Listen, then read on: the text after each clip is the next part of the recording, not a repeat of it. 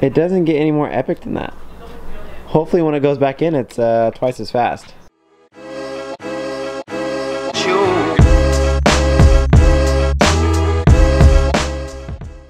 What is going on, guys, and welcome back to another video. If you've been following this channel, then you know what today is. November 1st. It is D-Day. The engine is coming out. So if you're really confused and you're wondering why my engine's coming out, then you probably missed the last couple of videos. I'm building my WRX.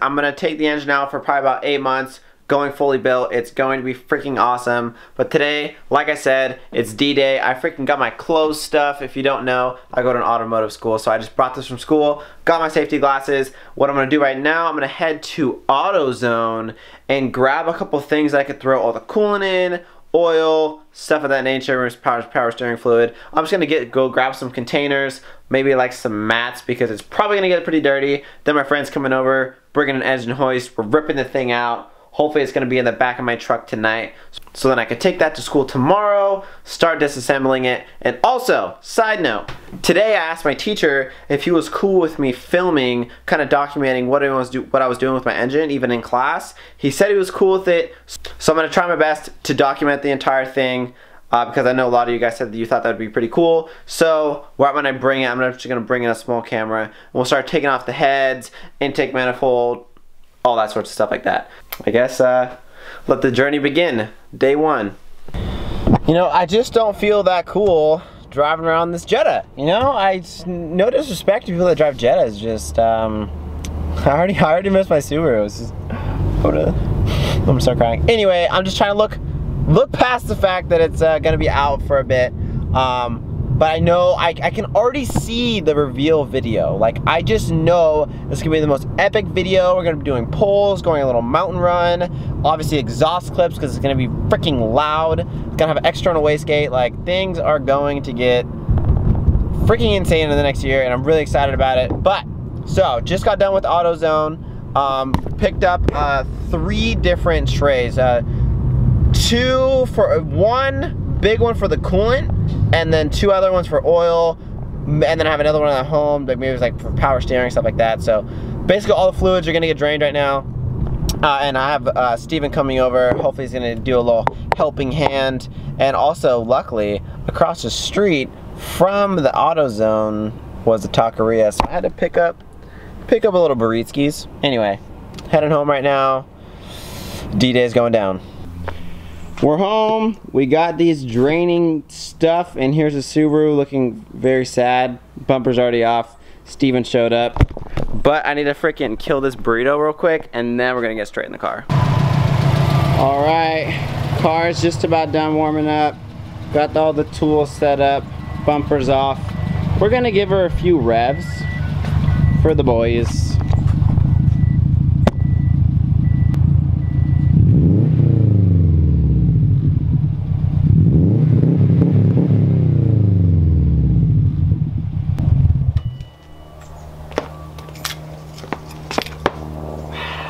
That's the last time you're gonna hear it for a while. So very first things first, I'm gonna go ahead and drain the oil.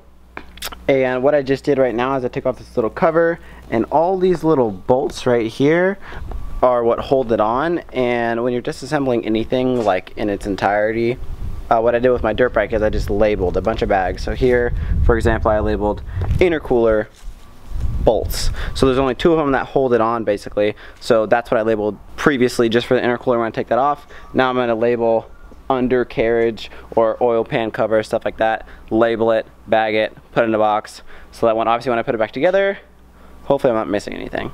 Oil is all drained, good to go on that. Now moving on to the coolant.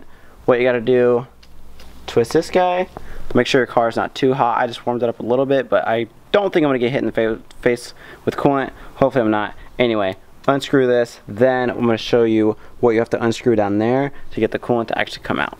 Okay, so I found what you need to turn. Straight down there.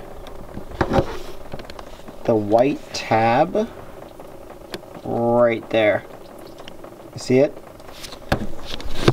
Turn it this way, coolant comes out. While this coolant is draining out, now I'm going to move on to the intercooler, which honestly is super easy to uninstall or take off. Basically, all you need to do is, I think first things first, I'm going to take off the blow-off valve. After blow-off valve, I'm going to loosen these clamps right here to the throttle body.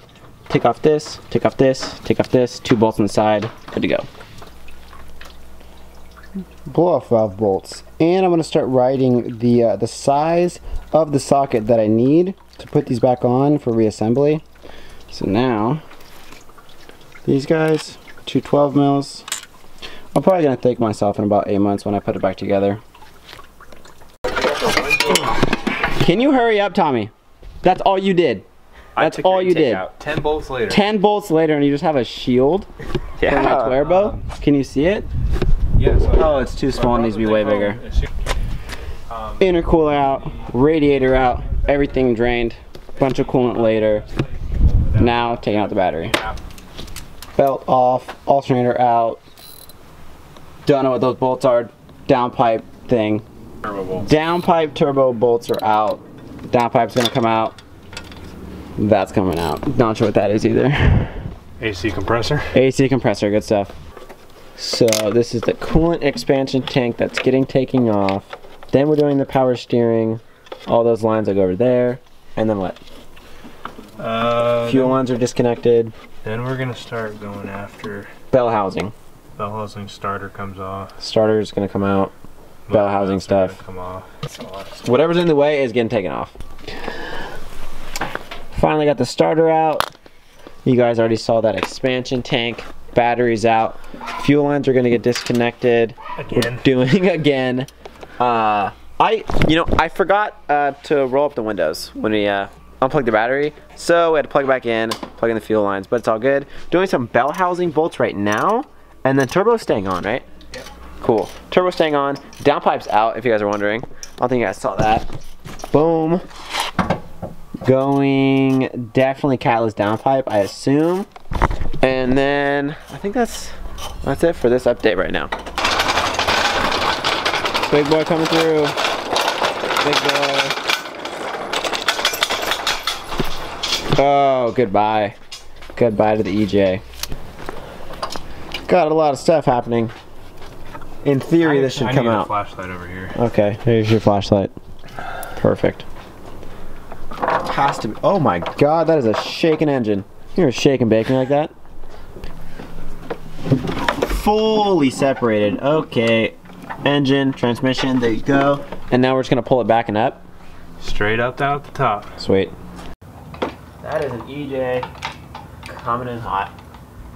Any wiring hooked up over there? Oh my God. Alright, go get your camera.